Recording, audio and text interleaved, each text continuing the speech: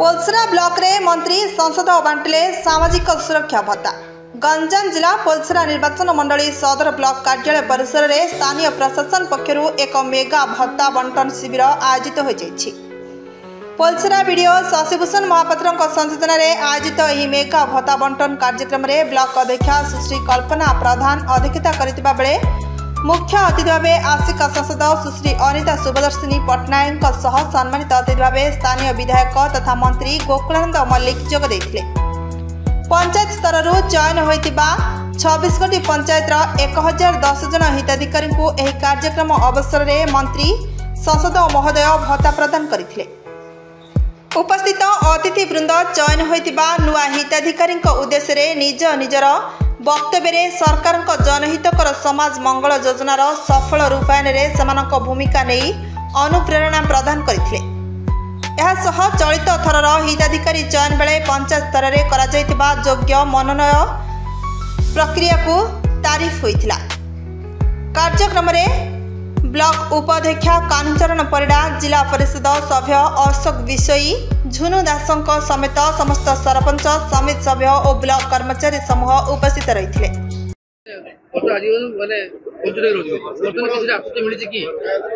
देखो निश्चय भाव में आपण प्रश्न कौटि ना कौटि उत्तर भी बारी होउची। गत दिन में जहाँ होउतला जो दुर्नीति चली जो वर्तमान गोटे कथा योग्य हिताधिकारी विकासर दल नहीं, योग्य हिताधिकारी जाति नहीं। तेणु दल मत निर्विशेष जमती आज आम ये पोलसरा विधानसभा माननीय मंत्री उपस्थित थे, समस्त एठिकार स्थानीय नेतृत्व उपस्थित थे। समस्त उपस्थिति रे समस्त को पचरा जाए योग्य हिताधिकारी को बछाई कौटि ना कौटि माननीय प्रधानमंत्री माननीय मुख्यमंत्री जो जनहिताधिकारी योजना सेटा केमिति शेष प्रांतर शेष लोक पाखे पहुँचो। लक्ष्य गोटे अंचल विकास। देखु आज देखा पोलसरा पंचायत समिति पाई गोटे खुशीर दिन। दीर्घ दिनर अपेक्षा करिथिबा अनेक बुढ़ा बुढ़ी वार्धक्य विकलांग एवं विधवा जहाँकि पाखापाखि एक दिव्यांग पाखापाखि 1011 खंड भत्ता आज दिया जाइछि। आज पंचायत समिति अध्यक्ष उपस्थित रे एमपी महोदय उपस्थित पंचायत समितिर समस्त सरपंच समिति सभ्य आमर जिला परिषद वाइस चेयरमैन समस्त आज एकत्रित हो पोलसरा निर्वाचन मंडल योग्य हिताधिकारी को आज भत्ता बंटन कराई। एवं आज आम समस्त ये संकल्प नहींचु सरकार प्रत्येक जो योजना अच्छी घर कथा कहतु राशन कथा कहतु कि प्रत्येक जिनिस योग्य हिताधिकारी पाखे पहुँचाई दल मत निर्विशेष योग्य हिताधिकारी चयन कर दिया जिवो।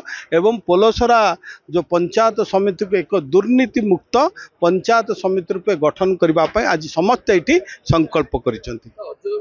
कौन होता आप समस्ते जानते 40 वर्षर भेंडिया भत्ता पाउला। आज आम जहाँ 75 वर्ष 80 वर्ष विकलांग दिव्यांग जो विधवा आपण माने देखि पारुथिले से मानकर मुहरे आज जो टिके हस फुटी से निजको बहुत गर्व अनुभव होउची। आगुरु रेकमेंड हिसाब रे भत्ता होउतला, रेकमेंड हिसाब रे घरर व्यवस्था होउतला, राशन कार्ड व्यवस्था होउतला।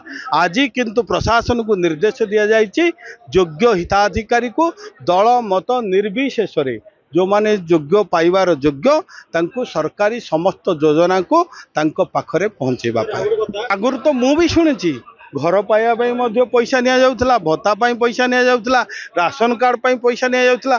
आज तो मु हजार हजार लोकन को सामने पचारिली समस्त आज खुशी व्यक्त कले जे एई सरकार दुर्नीति मुक्त सरकार बिना पैसा रे भत्ता घर राशन कार्ड सब सहजरे मिल पारुछि। देखु आज देखा पोलसरा पंचायत समिति पाई गोटे खुशीर दिन। दीर्घ दिनर अपेक्षा करिथिबा अनेक बुढ़ा बुढ़ी वार्धक्य विकलांग एवं विधवा जहाँकि पाखापाखि एक दिव्यांग पाखापाखि 1011 खंड भत्ता आज दिया जाइछि। आज पंचायत समिति अध्यक्ष उपस्थित रे एमपी महोदय उपस्थित पंचायत समितिर समस्त सरपंच समिति सभ्य आमर जिला परिषद वाइस चेयरमैन समस्ते आज एकत्रित हो पोलसरा निर्वाचन मंडल योग्य हिताधिकारी को आज भत्ता बंटन कराई एवं आज आम समस्ते ये संकल्प नहींचु सरकार प्रत्येक जो योजना अच्छी घर कथा कहतु राशन कथा कहतु कि प्रत्येक जिनिस योग्य हिताधिकारी पाखे पहुँचवाई दल मत निर्विशेष योग्य हिताधिकारी चयन कर दिज्व एवं पोलसरा जो पंचायत समिति को एक दुर्नीति मुक्त पंचायत समिति रूपे गठन करने आज समस्ते ये संकल्प कर कौन होता आप समस्ते जानते 40 वर्षर भेंडिया भत्ता पाऊला आज आम जहाँ 75 वर्ष 80 वर्ष विकलांग दिव्यांग जो विधवा आपण माने देखिपे से मुहरे आज जो टिके हस फुटी से निजक बहुत गर्व अनुभव होची आगुरु रेकमेंड हिसाब से भत्ता होता रेकमेंड हिसाब से घर व्यवस्था होता राशन कार्ड व्यवस्था होता आज किंतु प्रशासन को निर्देश दि जाइए योग्य हिताधिकारी को दल मत निर्विशेष जो माने योग्य पाइबार योग्य तांको सरकारी समस्त योजना को तांको पाखरे पहुँचेबा आगुरु तो मु भी शुणी घर पाइबा पैसा नि जाउथला भत्ता पैसा नि जाउथला राशन कार्ड पैसा नि जाउथला आज तो मु हजार हजार लोकों को सामने पचारिली समस्त आज खुशी व्यक्त कले जे एई सरकार दुर्नीति मुक्त सरकार बिना पैसा रे भत्ता घर राशन कार्ड सब सहजरे मिल पारुची। Bureau report Narad news Odia.